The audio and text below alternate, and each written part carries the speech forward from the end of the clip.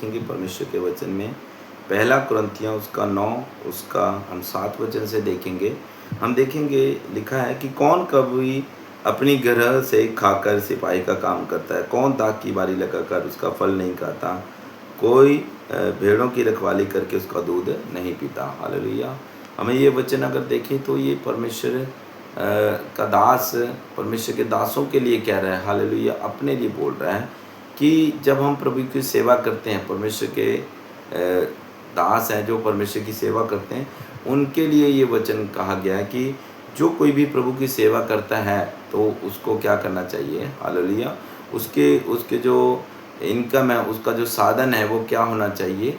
Hallelujah. Church से होनी चाहिए। हालेलुया। पौलुस से यहाँ बात करता है कि कौन कभी अपनी गिरोह से, अगर कोई सिपाही है क्या वो फ्री में काम करेगा सरकार के, अगर कोई पुलिस में है काम कर रहा है तो क्या वो अपने अकाउंट से अपने जो कमाई का जो वो काम कर रहा है अपने घर से कमाई लेता है? नहीं, वो सरकार से लेता है। हालेलुया। वो जहाँ काम करता है वहाँ से लेता है। हालेलुया। क्योंकि पौलुस भी इस बात की ही चर्चा करता है कि कौन कभी अपने गिरोह से खाकर हालेलुया काम करता है। तो यहाँ पर लिखा है कि अगर कोई सिपाही काम कर रहा है तो वो किसी के लिए काम कर रहा है या सरकारी जॉब कर रहा है तो वो सरकार से पैसे लेगा। अगर कोई कंपनी में काम कर रहा है तो वो कंपनी से पैसा लेगा। हालेलुया। वो अपने घर से ही अपने बीवी बच्चों के अकाउंट्स में से पैसा नहीं खर्चेगा, चलो बाहर से काम करके आते हैं और तनख्वाह अपने अकाउंट्स में से ले लेते हैं। नहीं। हालेलुया। तो बाइबल भी यही बताती है कि कौन दाख की बारी लगाकर हालेलुया दाख का रस नहीं पीता। हालेलुया। कोई भी व्यक्ति है जो मेहनत करता है, जो व्यक्ति सुसमाचार की सेवा कर रहा है तो उसकी जो रोजी रोटी है वो सुसमाचार से ही चलनी चाहिए। क्योंकि अब अगर हम पुराने नियम में देखें तो जो लोग मंदिर की सेवा करते थे, परमेश्वर के मंदिर की सेवा करते थे तो वो कैसे करते थे। हालेलुया। वो मंदिर से ही खाते थे। जो भेंट दशमांश जो ऑफरिंग चर्च में आती थी, बाइबल बताती है कि हर एक व्यक्ति अपना दशमांश लाए। किसके लिए लाए? बाइबल बताती है परमेश्वर के लिए लाए। हालेलुया। जो उनका हिस्सा होता था उन्हें मिल जाता था। हालेलुया। हम एली याजक को देखते हैं। हालेलुया। उनके जो बच्चे थे हालेलुया ओपनी फिनहास, वो परमेश्वर जो उनको भेंट आती थी वो परमेश्वर को भेंट चढ़ाने से पहले कहते थे हमें पका हुआ नहीं, हमें कच्चा मांस दो। तो परमेश्वर की भेंटों का तिरस्कार करते थे, परंतु परमेश्वर ने उनको अपना हक दे रखा था, परंतु वो जबरन उस भेंट को अपना करना चाहते थे, इसीलिए परमेश्वर ने उन्हें मारा। आज हम परमेश्वर के जब भी हमारे घर चर्च में ऑफरिंग आए तो हमने क्या करना है। हालेलुया। सबसे पहले परमेश्वर का दशमांश निकालना, चाहे आपका चर्च का हो चाहे ये पर्सनल हो। आपने अपने मेंटर को, अपने अगुवे को वो दशमांश वो ऑफरिंग उसमें से आपने निकाल के देनी है। तो आपकी बरकत इसी में, इन बात को अगर आप समझ लें, क्योंकि हम लेना जानते हैं। हम कलीसियाओं को कहते हैं कि आप दो दो बो हम हर संडे बोलते हैं, हर रोज़ कलीसिया को बोलते हैं कि आप चर्च के लिए वो, परंतु आप पास्टर होके, हम एक दास होके प्रभु के परमेश्वर के वचन को नहीं पूरा करते। हम लोगों को बोलते हैं कि आप आओ, परंतु हम खुद अपने मेंटर को, अपने अगुवे के चर्च में नहीं बोलते। ये ज़रूरी है। जब हम दूसरों को शिक्षा देते हैं तो हमें खुद भी चाहिए कि हमें खुद को भी बोना चाहिए। हालेलुया। आप ऐसा करके देखो, आपकी चर्च भी फलवंत होगी, आपके घर में भी आशीषों की बरकत आएगी। हालेलुया। तो कोई भी व्यक्ति अपने गिरोह से, अपने घर से तनख्वाह लेके काम नहीं करता। हालेलुया। अगर परमेश्वर का कोई दास है या दासी है, सेवा कर रहे हैं, तो हर काम के लिए पैसा लगता है। अब लोग कहते हैं कि पास्टर्स पैसा मांगते हैं। आपको पता है पास्टर ने अपना घर भी चलाना है, अपने बीवी बच्चों को भी देखना है, सब चीज़ों को देखना है। हालेलुया। तो वो हम कैसे देख सकते हैं। हालेलुया। इस संसार में अगर रह रहे हैं तो यहाँ पर पैसों की भी ज़रूरत है, परंतु हमने मेन प्रायोरिटी पैसों को नहीं देनी है। हालेलुया। परमेश्वर चाहे तो आपके लिए बहुत सारे रास्ते खोल सकता है, परंतु आपने प्रायोरिटी किस चीज़ को देनी है? परमेश्वर को। हालेलुया। लिखा है कि कौन दाख की बारी लगाकर उसका फल न खाएगा। जो कोई मेहनत करता है उसका फल परमेश्वर उसे देता है। परमेश्वर का मजदूर को उसकी मजदूरी शाम तक मिल जानी चाहिए। हालेलुया। ऐसा ना हो कि वो मेरी दुहाई दे। तो हमें ज़रूर ऐसी चीज़ों पर ध्यान देना है, इन वचनों पर ध्यान है कि कौन भेड़ों की रखवाली करता है और उसका फल ना खाए। हालेलुया। लिखा है कि जो प्रभु में, हालेलुया, जो कौन भेड़ों की रखवाली करे वो उसका दूध ना पिए। हालेलुया। कोई भी व्यक्ति अगर वो मेहनत करता है तो वो फल को चाहता है। हालेलुया। तो यहाँ तो हम परमेश्वर की सेवा कर रहे हैं, कई पास्टर हैं, कोई प्रभु के दास हैं, वो बिना किसी लालच के प्रभु की सेवा कर रहे हैं और उन्होंने 24 घंटे प्रभु को अपना समर्पण कर दिया है। मैं भी 24 घंटे फुल टाइम प्रभु की सेवा करता हूँ। पहले मैं इनकम टैक्स में जॉब करता था, परंतु अब मैं फुल टाइम परमेश्वर की सेवा कर रहा हूँ। हालेलुया। तो हमारी कमाई, हमारी इनकम, जो हमारा रोजी रोटी है वो मंदिर से चलेगा। हालेलुया। प्रभु के भवन से, सुसमाचार से होता है। हालेलुया। लिखा है कि दावते समय चलते हुए बैल का मुंह ना बांधना। क्या परमेश्वर बैलों की चिंता करता है? कहता जब बैल को हल के लिए खेतों में लिया जाता है, वाही के लिए खेतों में लेके जाया जाता है, तो कहता उसका मुंह ना बांधना, क्योंकि वो साथ के साथ अपना भोजन, अपनी चराई भी खाता रहे।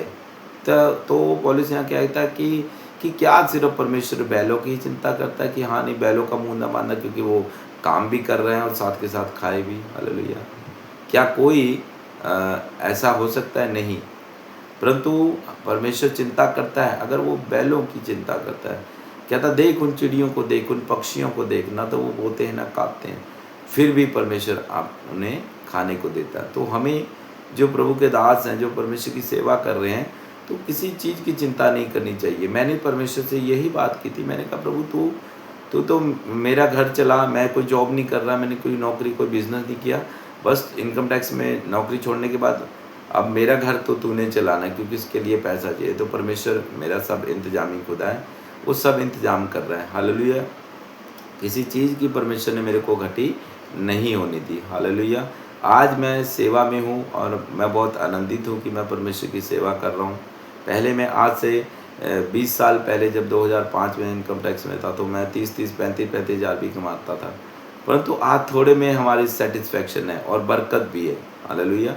क्योंकि आज हम खुदा को जान चुके हैं और परमेश्वर का सुसमाचार फैला रहे हैं। हालेलुया।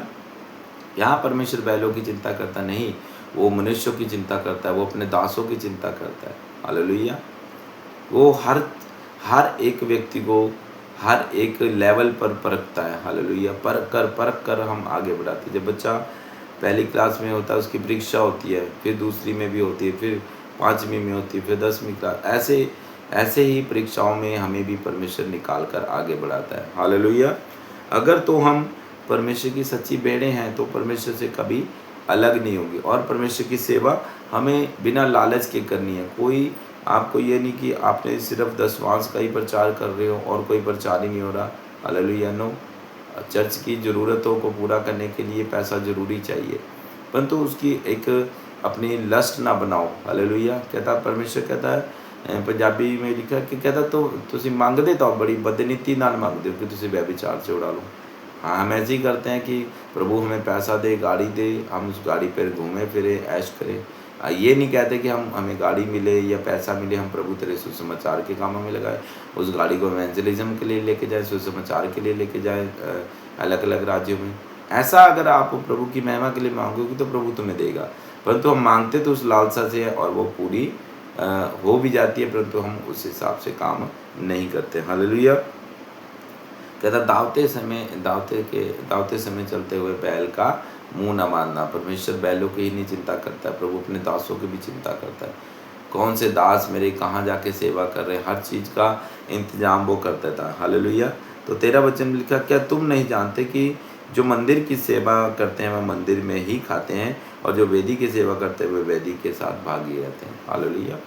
तो वचन ये बताता है, जो प्रभु के मंदिर की सेवा, जो चर्च में कोई प्रभु का दास या दासी सेवा कर रहा है, तो उसकी कमाई, उसका जो सुसमाचार से ही उसकी इनकम होनी चाहिए। हालेलुया। परंतु पौलुस यहाँ एक बात भी कहता है कि मैं किसी पर बोझ नहीं बनना चाहता, कोई मुझ पर उंगली ना उठा दे। तो इसलिए पौलुस काम भी करता था, जहाँ जाता था वो टेंट का काम करता था, टेंट सीता था, उसके साथ और भी उसके साथी थे जो टेंट का काम करते थे। तो वो कहता नहीं कि मैं नहीं चाहता कि कोई मेरे ऊपर उँगली उठा दे कि तुम हमारा खा रहे हो, हमारा दिया हो। तो वो इस चीज़ से बचने के लिए काम करता था। Hallelujah, hallelujah. एलिया भी है। एलिया ने कहा, शमूएल ने कहा, मैंने तुम्हारा कोई गधा बैल लिया तो मेरे को बताओ। हालेलुया। परंतु जो फुल टाइम परमेश्वर की सेवा कर रहे हैं, तो हमें भी देखना चाहिए कि अगर कोई पास्टर फुल टाइम या प्रभु का दास सेवा कर रहा है, तो उसकी कमाई, हालेलुया, कहाँ से होनी चाहिए? चर्च से होनी चाहिए, सुसमाचार से होनी चाहिए। हालेलुया। कहता कहता नहीं जानते कि जो मंदिर की सेवा करते वो मंदिर से खाते। परमेश्वर के जो याजक थे वो मंदिर से खाते थे। उनकी भेंट जो परमेश्वर को एक कांटा, तिकोना कांटा सा होता था, उसमें से जब मांस कढ़ाई में पाया जाता था, जो बचता था वो परमेश्वर के जो याजकों के लिए होता था। परमेश्वर ने कहा, मैं अपने याजकों को उत्तम से उत्तम पदार्थों से तृप्त करूँगा। हालेलुया। प्रभु आपकी चिंता करता है। क्या वो बैलों की चिंता करता है? क्या आपकी चिंता नहीं करता कि आप खाएं, पिए और अपना घर अच्छे से चलाएं? हाँ, बशर्ते आप सच्चाई से परमेश्वर की सेवा कर रहे हो तो परमेश्वर आपको जरूर फलवंत करेगा। हालेलुया। 14 वचन में लिखा, इस रीति से प्रभु ने ठहराया कि जो लोग सुसमाचार सुनाते हैं उनकी जीविका सुसमाचार से हो। हालेलुया। अब कई कंट्रोवर्सी होती है, कोई ऐसे ही बोल देता है कि नहीं दशमांश नहीं लेना चाहिए, ऑफरिंग नहीं लेनी चाहिए। हालेलुया। कि परमेश्वर ने कहाँ लिखा है कि दशमांश नहीं?